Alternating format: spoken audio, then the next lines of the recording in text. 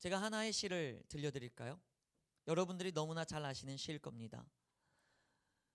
넓은 벌 동쪽 끝으로 옛 이야기 지줄되는 실 개천에 회돌아 나가고 얼룩배기 황소가 해설피 금빛 게으른 울음을 우는 곳, 그곳이 어딥니까?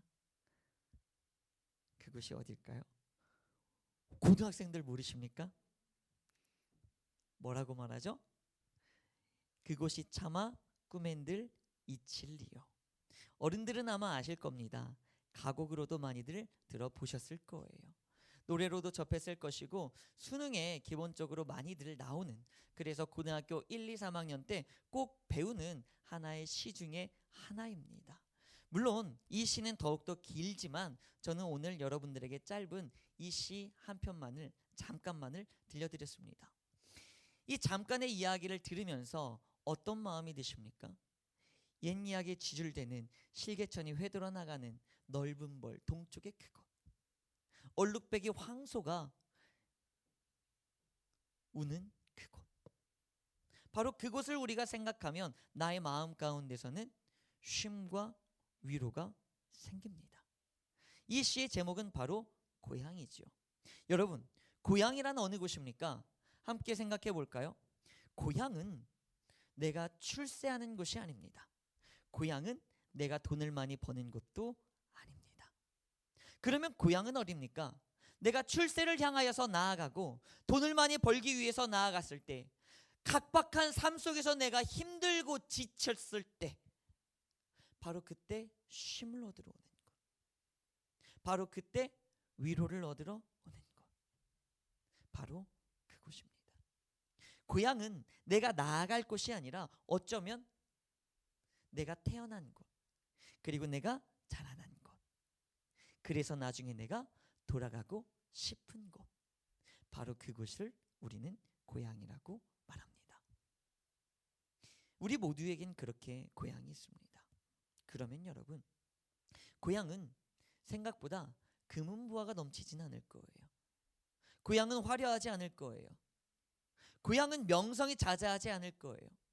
고향은 시골일 거고, 고향은 정취가 있을 거고, 고향은 재밌지는 않지만 무언가 마음에 평온이 있는 곳일 겁니다. 우리는 그곳을 고향이라고 말합니다. 그러면 여러분, 이제 우리가 함께 영적인 고향을 한번 살펴볼까요? 우리는 어디에서 태어났을까요? 창세기 1장과 2장에서는 분명히 이렇게 말하고 있습니다. 우리는 하나님으로부터 태어났습니다. 믿으십니까? 하나님께서 우리를 창조해 주셨습니다. 믿으십니까? 자, 우리는 바로 그곳에서 태어났습니다. 그런데 잠언 16장 9절 말씀을 보니 이렇게 말합니다. 사람이 마음으로 자기의 길을 계획할지라도 우리들의 걸음을 인도하시는 이는 누구입니까? 여호와입니다. 믿으십니까? 나를 자라나게 하시는 분이 누구입니까? 여호와 하나님이라고 말합니다. 마태복음 6장 26절, 그리고 누가복음 12장 24절에서 새의 이야기가 나옵니다. 누가복음에서는 까마귀라고 말하고 마태복음에서는 그냥 새라고 말하는데, 그 새들을 누가 돌보니? 그 새들을 누가 기르니? 그런데 얘들아, 잘 살펴보렴. 그 새들이 농사를 짓는 것도 아니고 모으는 것도 아니고 그러는데 왜 이렇게 잘 살고 있니? 누가 그들을 기르고 있을까? 그런데 새들보다 귀한 너희를 하나님께서 그냥 두실까? 이렇게 주님께서 말씀하십니다. 결국 우리를 기르고 계신 이는 누구입니까? 바로 하나님입니다. 그래서 여러분, 마태복음 11장 28절 다 같이 읽어보겠습니다. 시작.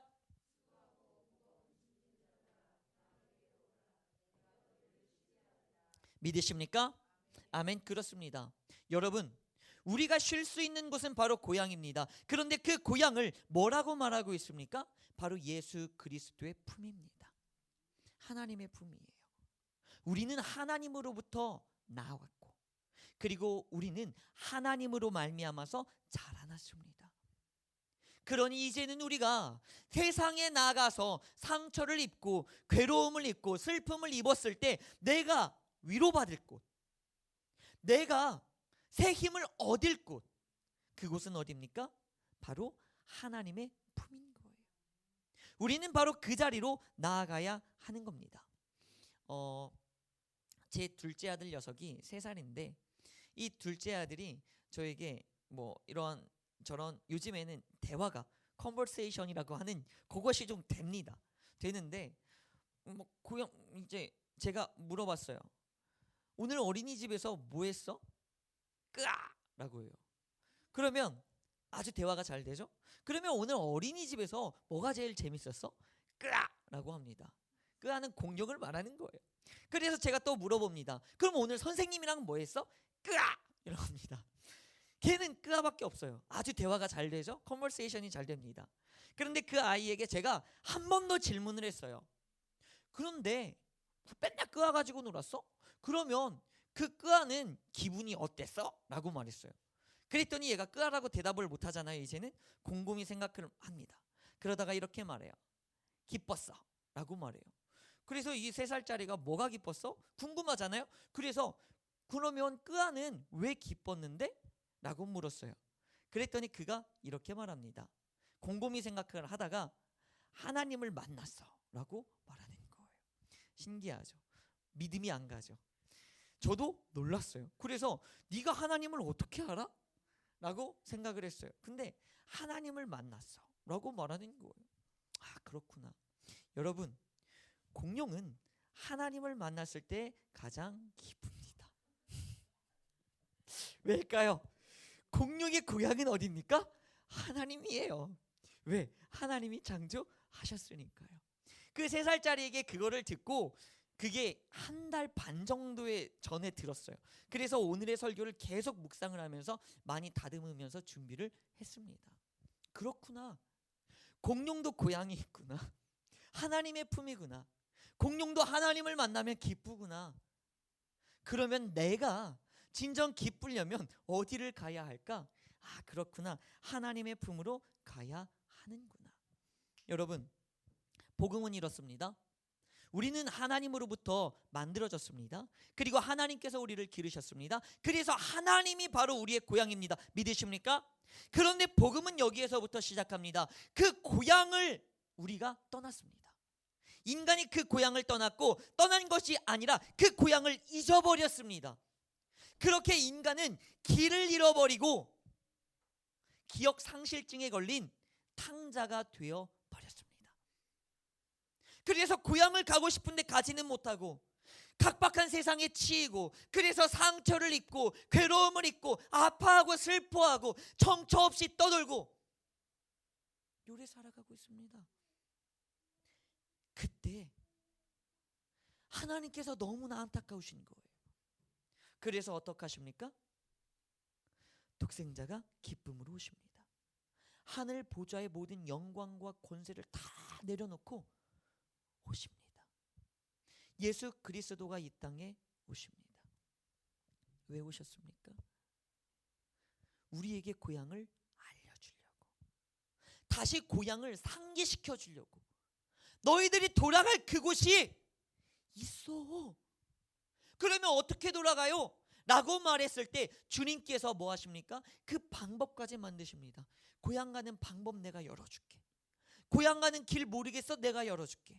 라고 말하며 스스로 기쁨으로 자진하여 십자가에 못 박혀 희생의 제물로 돌아가십니다. 그렇게 예수님께서는 오셔서 고향을 알려주셨고 고향을 보여주셨고 이제는 고향에 갈 수 있는 길을 열어주셨습니다. 그것이 바로 예수 그리스도의 사역이었습니다. 여러분, 그런데 우리가 지금 예수님을 믿지 않겠다고요? 우리가 예수님을 버리겠다고요? 과연 진정한 행복을 누릴 수 있겠습니까? 유리와 평안을 느낄 수 있겠습니까? 저는 늘 말씀드립니다. 교회 다니시면 잘 되셨으면 좋겠습니다. 그러면 잘 되려면 어떻게 해야 됩니까? 기도해야죠. 그런데 세상에 나가서 더욱더 치열하게 싸우셔야 합니다. 더욱더 치열하게 공부와 싸우셔야 하고 더욱더 치열하게 직장과 사업장에서 싸우셔야 합니다. 그래야 공부도 잘하게 되고 그래야 돈도 많이 벌게 됩니다. 그리고 치열하게 운동기구와 싸우면서 운동을 하셔야 건강이 생깁니다. 그렇게 치열하게 싸우셔야 하는데 그 속에서 우리를 위로해 줄 것이 없습니다. 그러면 이제 우리는 어디로 나와야 합니까? 고향으로 오셔야죠. 그 십자가 그늘 밑으로 들어가서 우리들의 모든 짐을 풀어놓고 주님, 고향에 오니 너무 좋습니다. 아들아 왔냐? 아버지, 나 진짜 이랬는데 진짜 그거 너무나 힘들었어요. 나 진짜 어떡해요? 너무나 뼈저하게 외롭고 슬프고 괴로웠어요. 그러면 우리 주님은 말씀하십니다. 네 무거운 짐 다 내려놓고 가. 내가 해결해 줄게. 넌 그냥 가볍게 십자가만 들고 가라. 먹을 거 챙겨주시는 거예요. 왜 십자가를 고난이라고 생각하세요? 고향집에 가면, 부모님에게 가면 맛있는 먹을 것들 챙겨주시잖아요. 그냥 그거예요. 여러분, 십자가를 고난이라고만 바라보지 마세요. 십자가는 능력이에요. 그 고난의 십자가는 예수님이 이미 끝내셨어요. 그래서 그 십자가를 내가 질 땐 그 십자가는 이제 뭡니까? 능력의 십자가예요.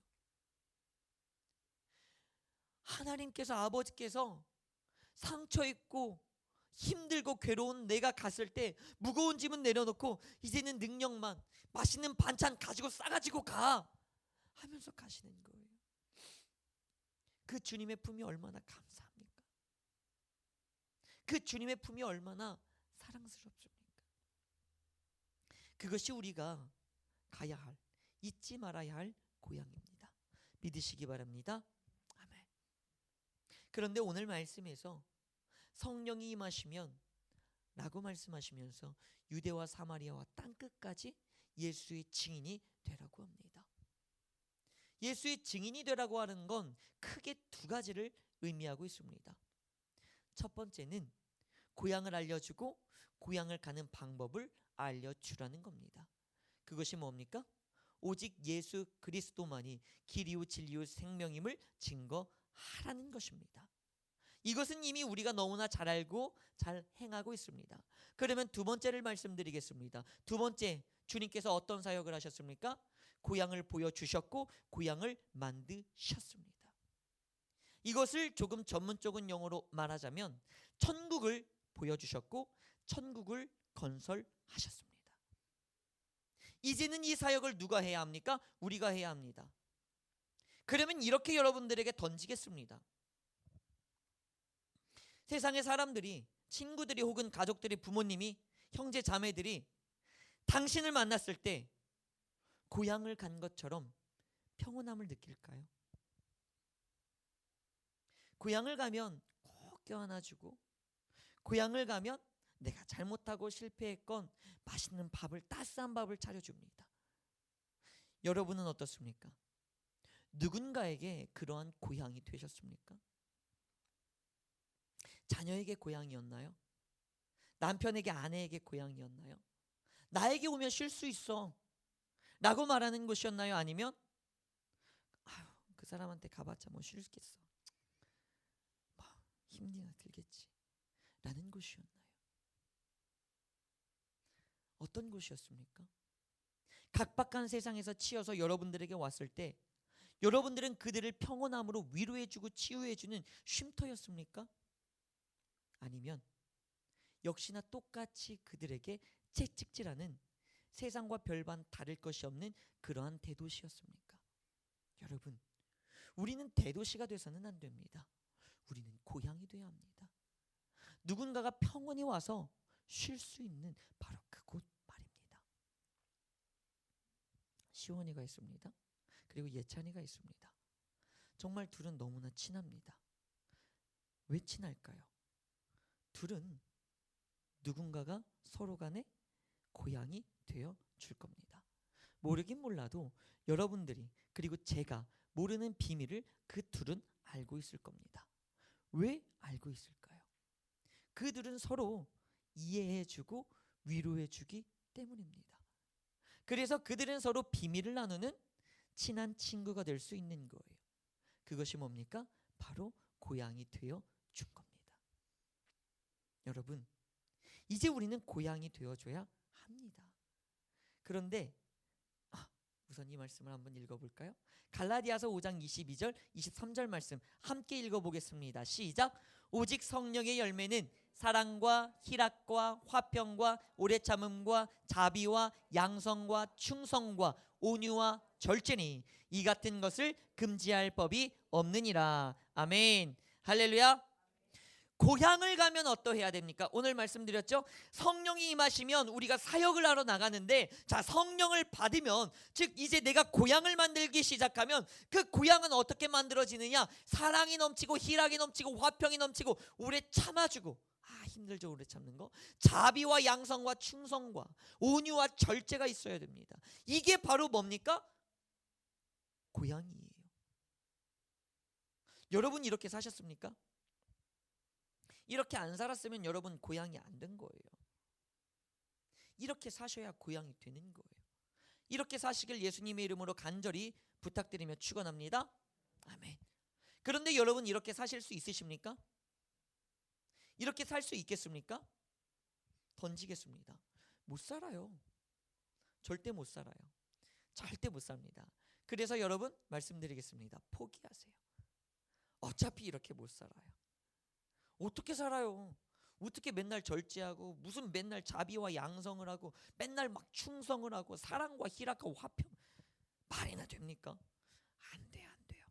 어차피 안 되는 거예요. 그래서 그냥 내려놓으시고 포기하세요. 어떻게 고향이 됩니까? 될 수 없어요. 성령의 열매요? 후키는 소리 하지 마요. 안 돼요.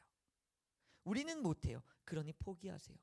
그런데 중요한 것, 사람들이 성령의 열매를 할 때 딱 23절까지만 읽는데 24절 말씀 같이 읽어보겠습니다. 시작.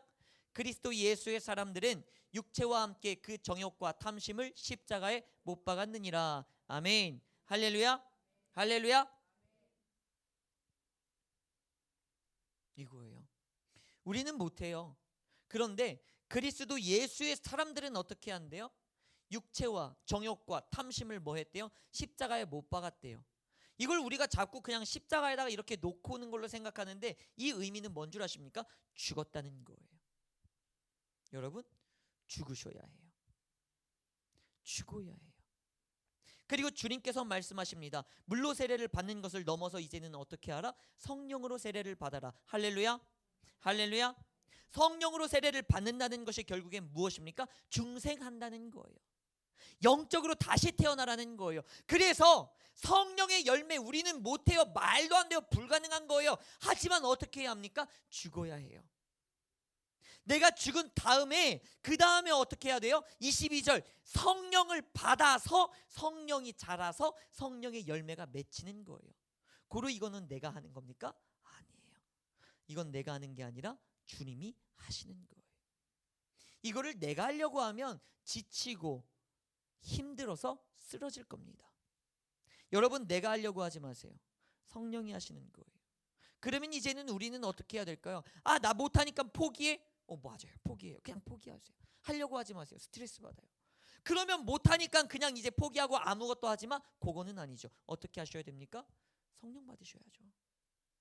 성령 받으면 되는 거예요. 성령 받으면 할 수 있는 거예요. 하지만 성령이 없으면 못하는 거예요. 그래서 오늘의 우리가 읽었던 말씀은 이렇게 말하고 있습니다. 성령이 임하시면 너희는 나의 증인이 될 것이다. 우리가 성령을 받아야만 증인이 될 수 있습니다.